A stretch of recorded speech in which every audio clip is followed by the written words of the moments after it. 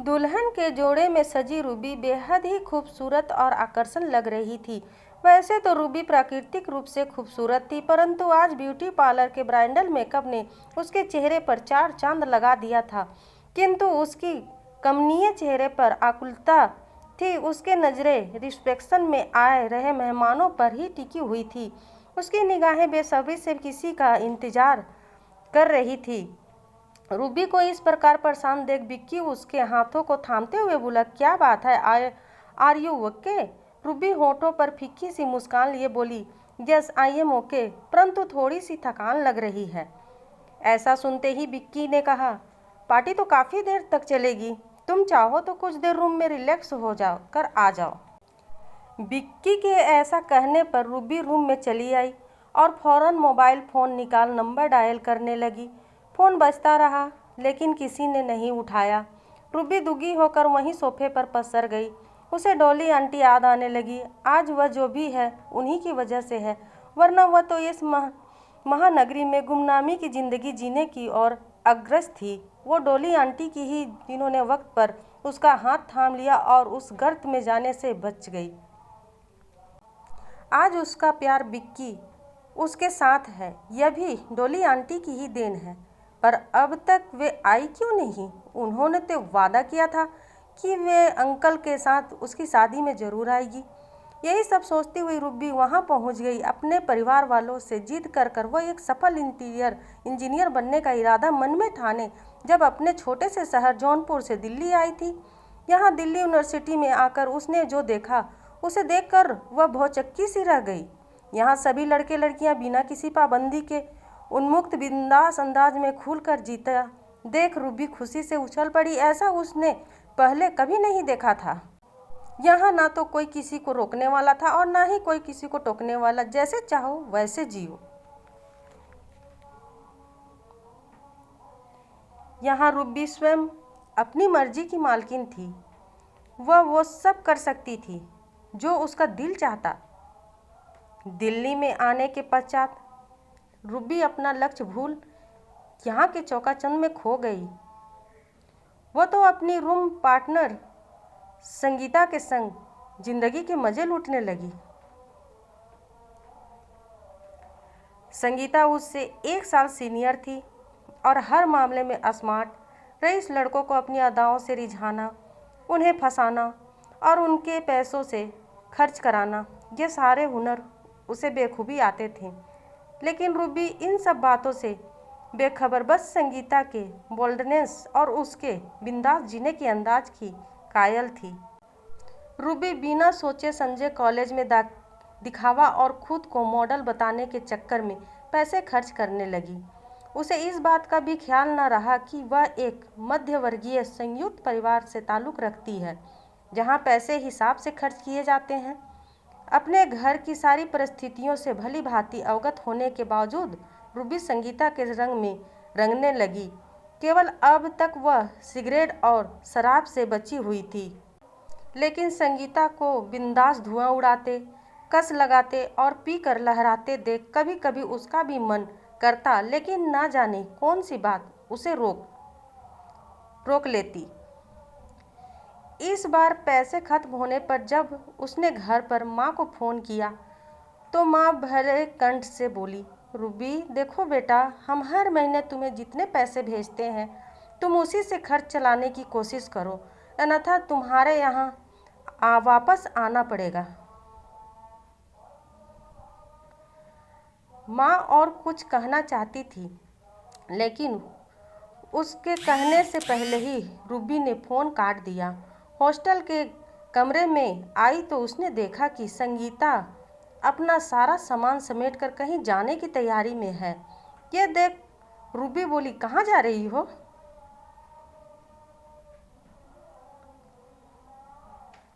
संगीता हंसते हुए अपने दोनों हाथ रूबी के कंधों पर टिकती हुए बोली, ऐश करने मेरी जान। रूबी आश्चर्य से संगीता को देखने लगी। तभी संगीता धुआं उड़ाती हुई बोली, नहीं समझी मेरी मोम की भोली गुड़िया, मैं सौरभ के पास जा रही हूँ। अब हम दोनों साथ ही रहेंगे। उसके बाप के पास बहुत माल है, उसे उड़ाने के लिए कोई तो चाहिए ना। सो मैं जा रही हूँ। वैसे भी सौरभ मुझ पर लट्टू है। यह सुनते ही रूबी बोली, लेकिन?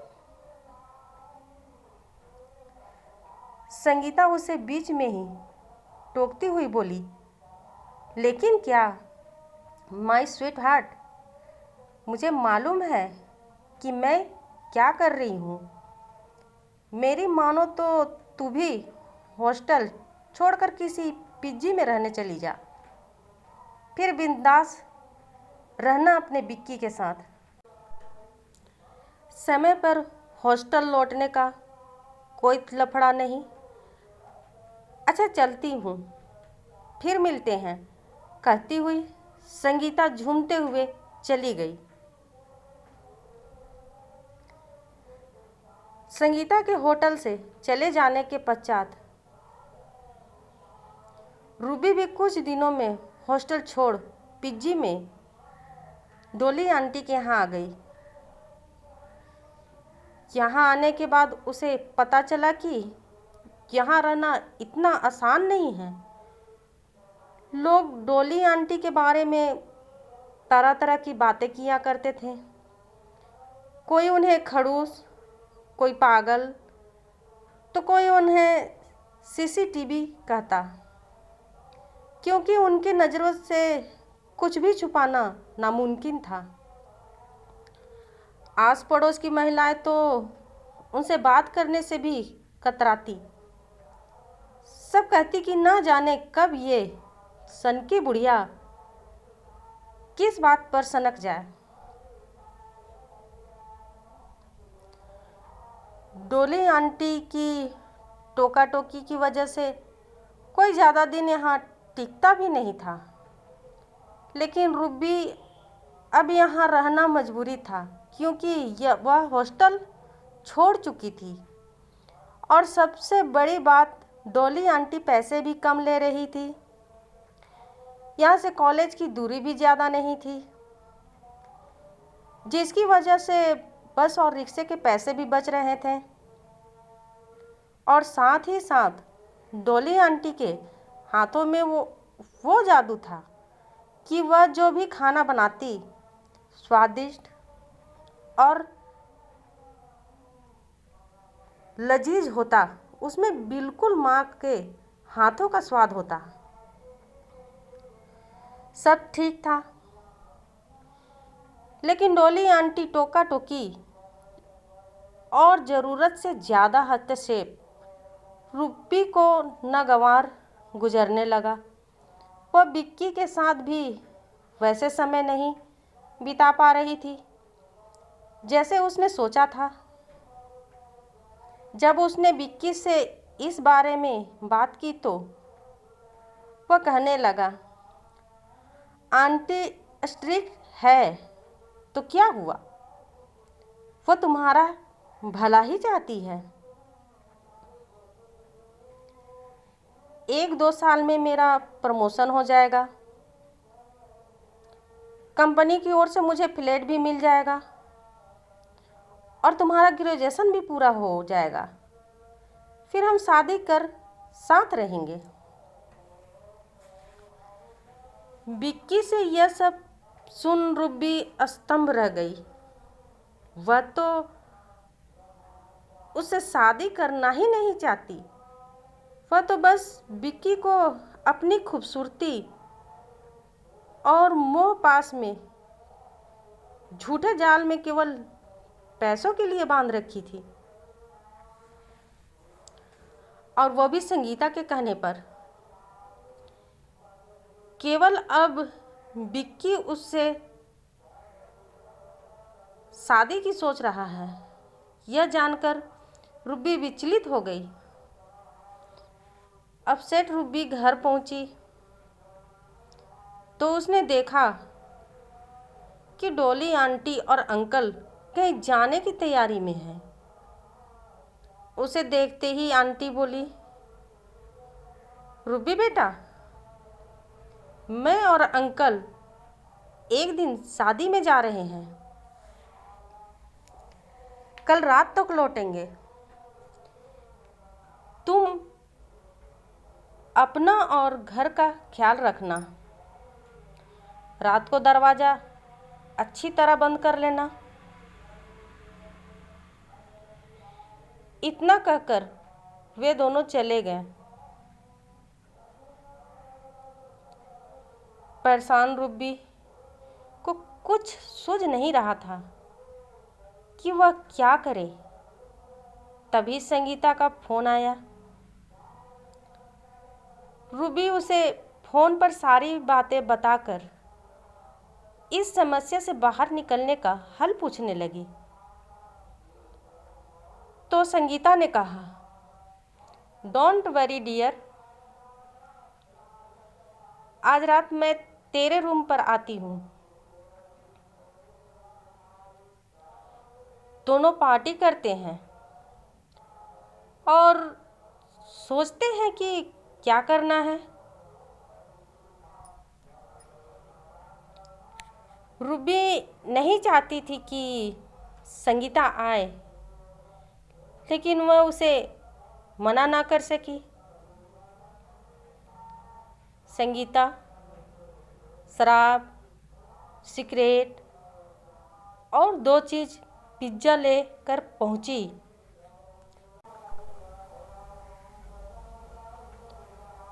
ये सब देखकर रूबी चिढ़ती हुई बोली, तो ये सब क्या लेके आ रही है? आंटी को पता चल गया तो वो मुझे निकाल देगी। कुछ नहीं होगा, इससे तुम्हारा सब ठीक हो जाएगा। सुनकर रूबी पुड़िया खोलकर एक ही बार में ले ली। पुड़िया लेने के कुछ समय पश्चात वह बेहोश होने लगी। यह देखकर संगीता उसे उसी हाल में छोड़ भाग गई। जब रूबी को होश आया तो उसने स्वयं को अस्पताल के बेड पर लेटा पाया,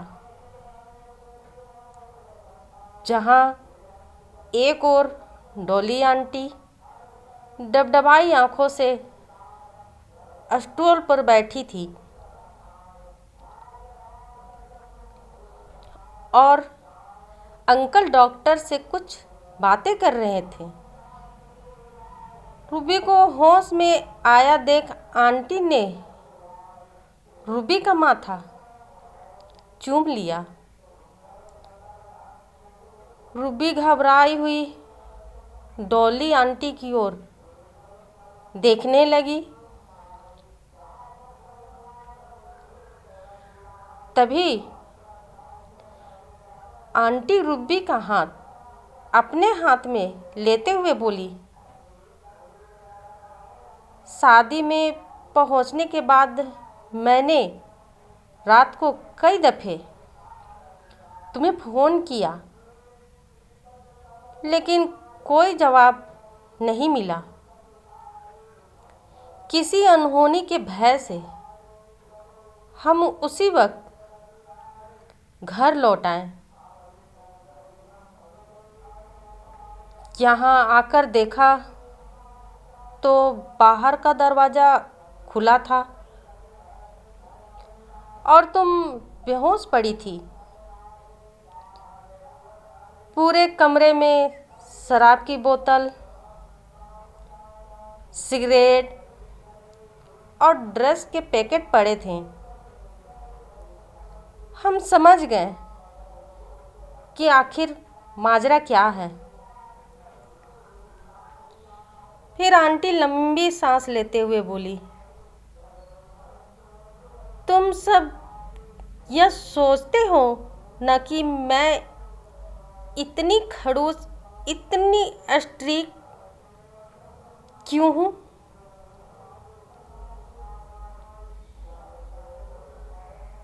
मैं ऐसा इसलिए हूँ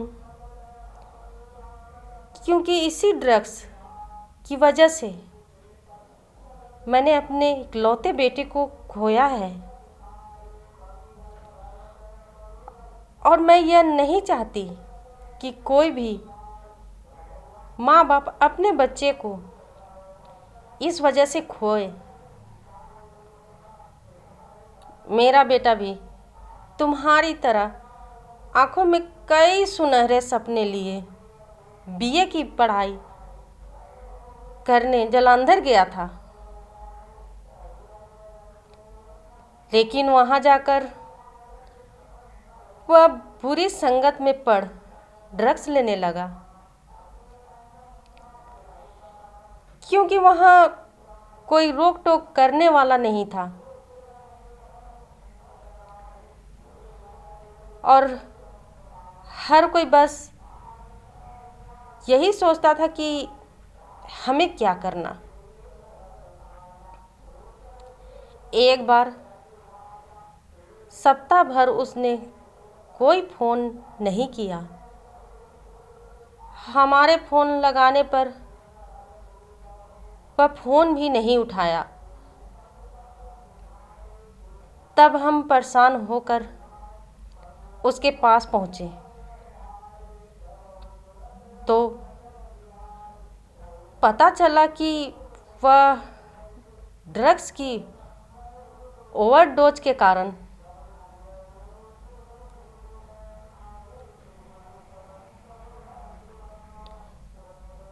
हफ्ते भर से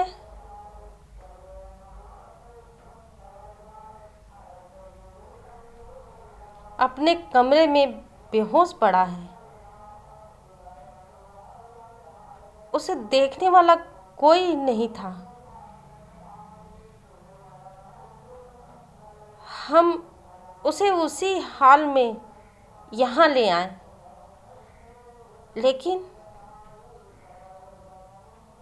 बचा ना सके।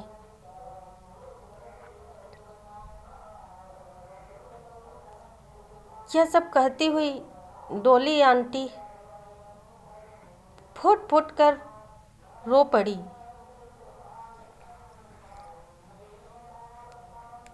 रूबी की आंखों के कोर में भी पानी आ गया।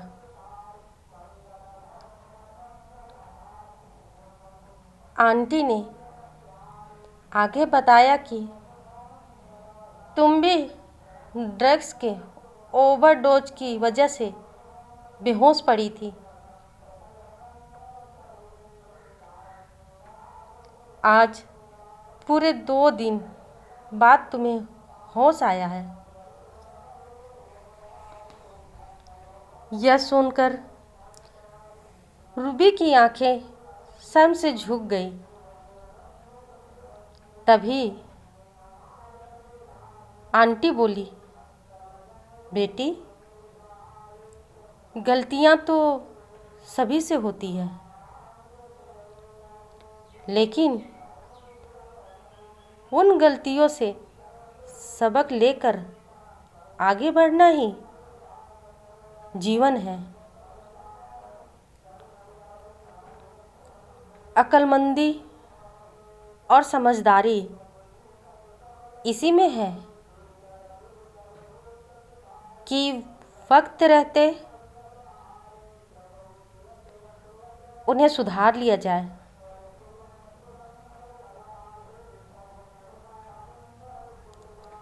फिर आंटी मुस्कुराती हुई बोली, विक्की एक अच्छा लड़का है, तुम्हें बहुत प्यार भी करता है, और शायद तुम भी, वरना पिछले 1.5 साल में संगीता की तरह तुम भी कई बॉयफ्रेंड बदल चुकी होती। विक्की तुम्हें कई बार फ़ोन कर चुका है। मैंने उसे कहा कि तुम हमारे साथ शादी में आई हो, और अभी काम में व्यस्त हो।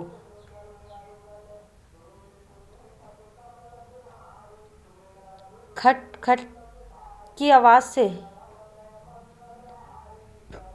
रूबी वर्तमान में लौट आई। दरवाज़ा खोलते ही डोली आंटी और अंकल सामने खड़े थे। उन्हें देखती ही रूबी आंटी से लिपट कर रो पड़ी। उसे शांत कराती हुई आंटी बोली, रोते नहीं बेटा, अब तुम एक सफल इंटीरियर इंजीनियर हो। तुम सफलता के उस शिखर पर हो जहां पहुंचने का सपना लिए तुम इस महानगरी में आई थी। आज खुशी का दिन है, अब आंसू पोंछो और चलो, विक्की तुम्हारा पार्टी में इंतज़ार कर रहा है।